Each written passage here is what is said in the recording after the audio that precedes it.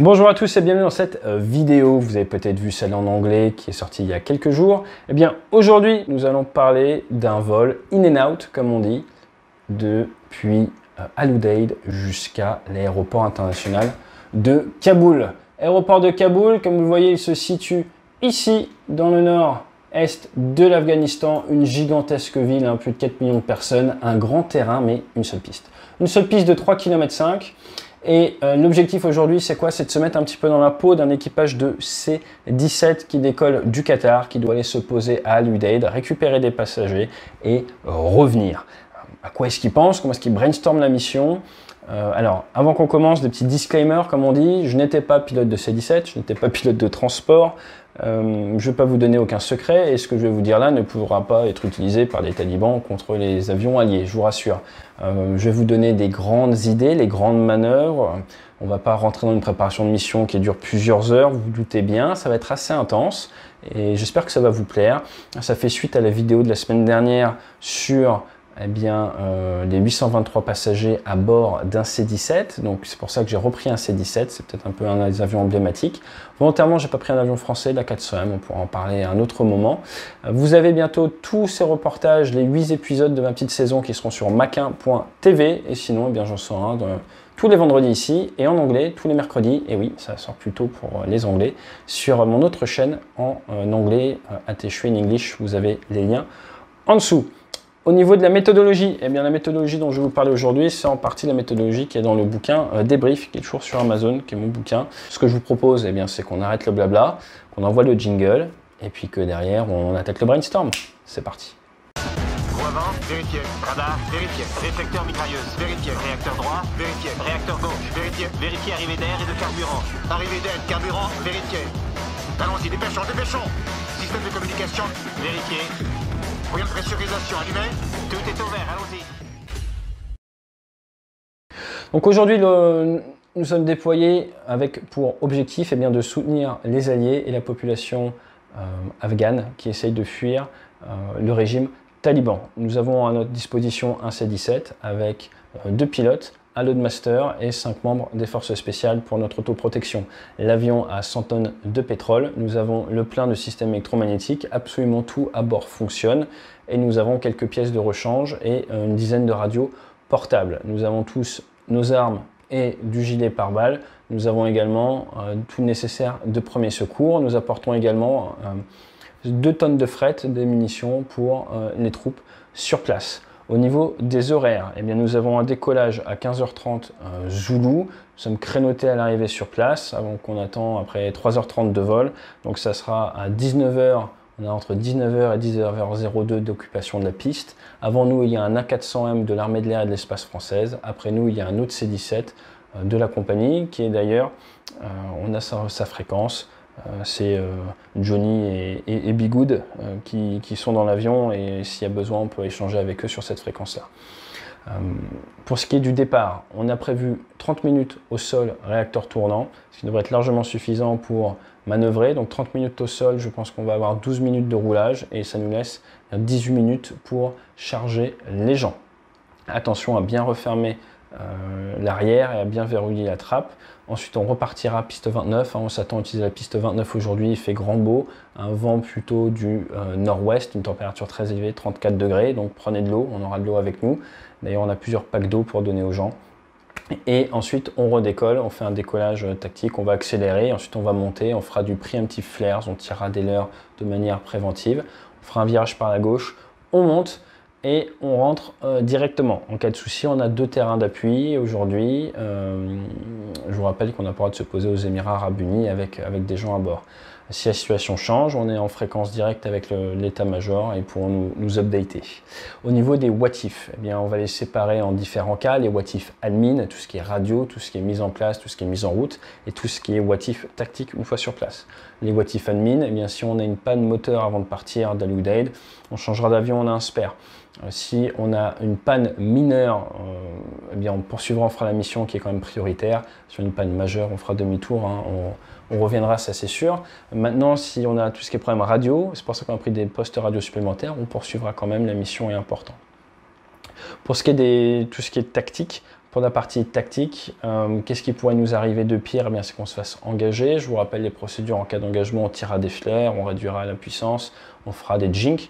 Si maintenant, eh bien, on se fait engager au sol et qu'on ne peut pas vraiment manœuvrer, je vous demande à tous, franchement, de regarder dehors. Si vous voyez un départ missile, comment est-ce qu'on l'annonce? Vous direz missile, Oussam à 10 heures, haut, bas, facteur, pas facteur. Vous essayez d'attirer l'attention de tout le monde sur l'intercom.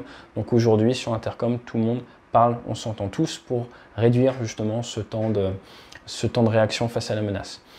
Ça c'est très important. N'importe qui peut annoncer une manœuvre de sécurité face à un départ missile. Au sol, qu'est-ce qu'on peut avoir d'autre comme motif? Eh bien ça va être lié à l'évacuation des gens, ça va être lié à la présence de gens sur la piste. Donc là on couvrirait un petit peu ces différents cas-là. Et ensuite si on doit couper les moteurs, eh bien il faudra qu'on remette en route les moteurs. Pour ce cas, eh bien, je vous rappelle la procédure, on fera une procédure autonome. Donc voilà un peu l'idée. Lors du briefing, on va couvrir ce qu'on est censé faire d'un point de vue admin, d'un point de vue tactique, qu'est-ce qui peut se passer en bien, en mal. Après, on va parler de la sécurité, on va parler également des performances de l'avion, surtout avec les hautes températures et l'altitude, ça va être très facteur. On va se définir des go, no go, des critères d'annulation de mission, des critères de on poursuit quand même. Et ça va être très important que ça soit clair dans la tête de tout le monde. Ça se finit donc par la safety. Qu'est-ce qu'on fait en cas de panne radio, si on perd un moteur, si on éclate des pneus, ce genre de choses. On parlera également quand même de règles d'engagement, parce qu'on va être armé. Dans quel cas est-ce qu'on a le droit d'ouvrir le feu? Dans quel cas est-ce que j'attends que les personnes ouvrent le feu? Quelles sont les règles de légitime défense? Immédiate et proportionnée, ça c'est en France.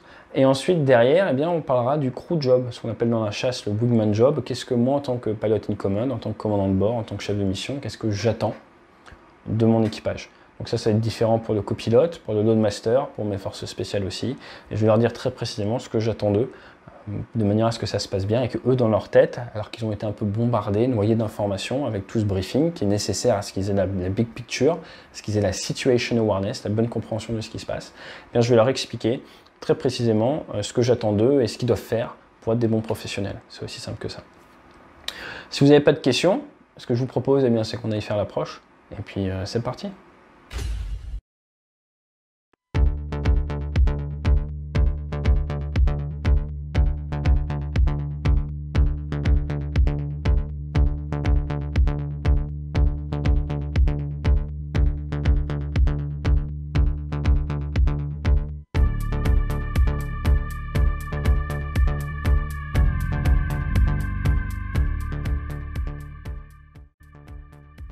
Et voilà, une fois la mission effectuée, eh bien, il est l'heure de débriefer. Donc le débriefing, c'est très important, c'est là où la growth, ou la croissance, elle intervient. C'est où ça va nous permettre d'apprendre sur nous-mêmes, sur nos camarades, sur la situation, sur les événements, et après de transmettre la substantifique moelle, ce qui est vraiment important, ce qu'on appelle les lessons learned. Donc, dans un premier temps, on va débriefer au niveau de l'équipage technique, des pilotes. Après, on va débriefer avec le crew, avec l'ensemble du crew. Ensuite, on va pouvoir aller débriefer avec les officiers renseignement. Et puis, on va pouvoir partager aux autres unités, aux autres pilotes de l'unité, ce que l'on a appris, ce que l'on sait de la situation, les procédures, les situations face auxquelles on a eu à faire face, ce que l'on a fait, ce qu'on aurait aimé faire et ce qu'on leur conseille de faire. C'est un petit peu du SAR, S-A-R, Situation, Action, Result. Nous avons été confrontés à telle situation, nous avons fait telle action, voilà le résultat et derrière, moi je vous conseille A, B ou C et après on peut même en changer les process.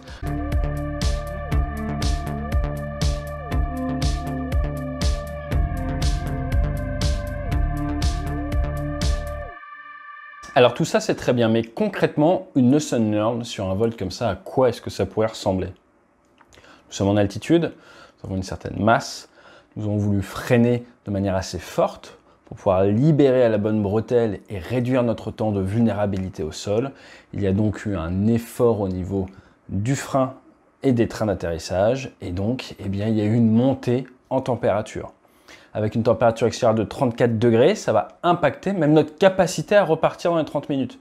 Pourquoi? Parce qu'il faut laisser un certain temps de refroidissement au frein et ça pourrait impacter notre capacité à annuler, à faire ce qu'on appelle un RTO, un Rejected Takeoff, à annuler le décollage. dans la manœuvre d'après.